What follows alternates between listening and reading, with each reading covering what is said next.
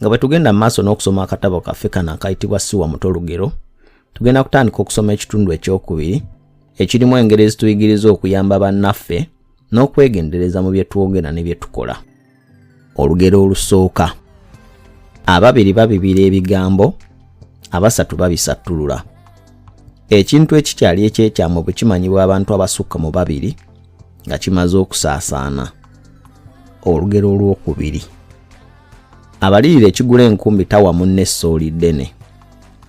Omuntu bw'adda mu kulowooza ensimbi ze yaguze ekintu oba ebintu, tayinza kubiwaako balala. Olugero olwokusatu. Abangi bwe bakwebaza nga luweze. Abangi bwe boogera ekigambo kitera okuba ekituufu. Olugero olwokuna.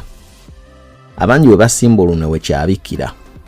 Olwo baalugerera ku kizimba naye ng'amakulu kumpi ge gamu n'agali mu lwokusatu.